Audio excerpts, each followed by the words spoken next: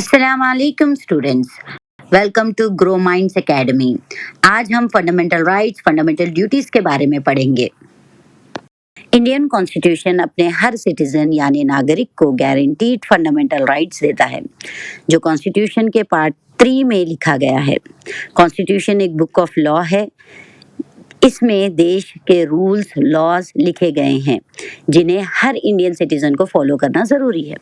जिस तरह Indian citizen को रूल्स फॉलो करना होता है, उसी तरह कॉन्स्टिट्यूशन उन्हें कुछ राइट्स भी देता है जिसे फंडामेंटल राइट्स कहते हैं। ये राइट्स हर सिटीजन को इक्वल फ्रीडम और सिक्योरिटी के साथ जीने का हक देता है, यानी it maintains equality and justice among the citizens of India. तो हमारे कितने फंडामेंटल राइट्स है? पहले हमारे 7 फंडामेंटल राइट्स थे, लेकिन अब एट प्रेजेंट हमारे सिर्फ 6 फंडामेंटल राइट्स है। एक राइट जो राइट टू प्रॉपर्टी था, वो लिस्ट से रिमूव कर दिया गया अंडर 44 अमेंडमेंट एक्ट 1978, जिसको बाद में लीगल राइट बनाया गया अंडर आर्टिकल 300A। मतलब एट प्रेजेंट जो राइट टू प्रॉपर्टी है वो एक लीगल राइट है, ना कि फंडामेंटल राइट। हमारे फंडामेंटल राइट्स कौन से हैं? इसके बारे में आर्टिकल 14 से 32 में लिखा गया है। फर्स्ट है राइट टू इक्वालिटी, आर्टिकल 14 से 18, जिसका मतलब है हर इंडियन सिटीजन इक्वल है, चाहे वो छोटा हो, बड़ा हो, अमीर हो, गरीब हो, काला हो, गोरा हो, हिंदू हो, मुस्लिम हो, सब इक्वल है। Every citizen is equal before law. Right to freedom, article 19 से 22। फ्रीडम यानी बात करने की आज़ादी, रहने की आज़ादी, यहाँ से वहाँ घूमने की आज़ादी, कहीं भी जाकर रह सकते हैं आप, कोई भी प्रोफेशन कर सकते। थर्ड है राइट अगेंस्ट एक्सप्लॉयटेशन, आर्टिकल 23 से 24। इसका मतलब है कोई किसी के भी साथ ज़बरदस्ती नहीं कर सकता, चाहे वो किसी भी जो काम करना नहीं चाहता उसको आप फोर्सफुली काम नहीं करा सकते। Like you can not be have force labour, child labour, human trafficking, ये सब इसके अंदर आता है। Right to freedom of religion, article 25 से 28।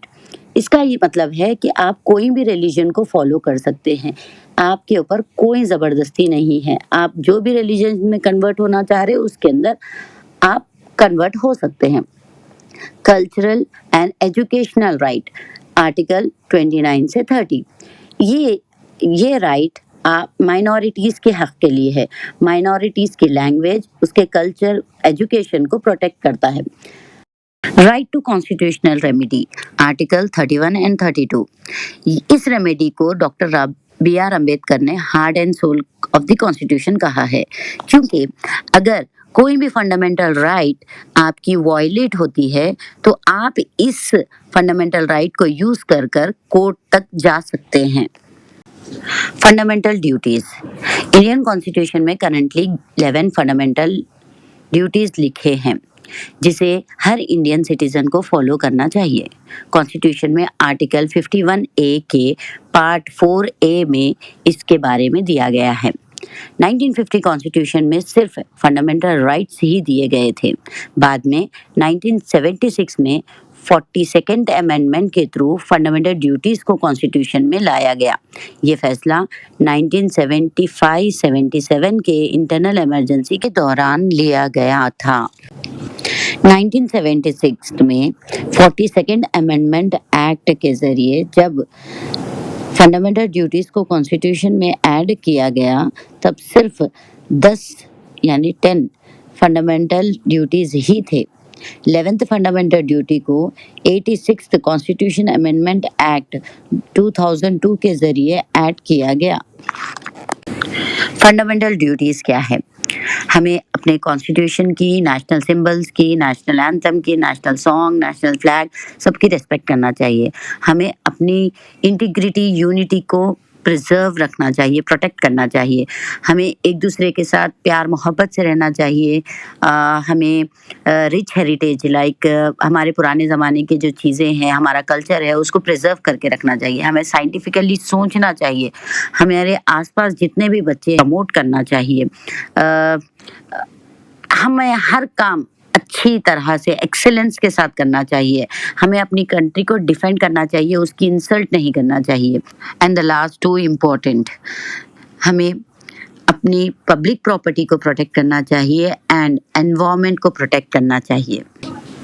हम हमारे फंडामेंटल राइट्स के बारे में बात करते हैं, अपने हक के लिए लड़ते हैं, लेकिन हम कभी अपने ड्यूटीज़ के बारे में नहीं सोचते, ना ही उसके बारे में बात करते हैं।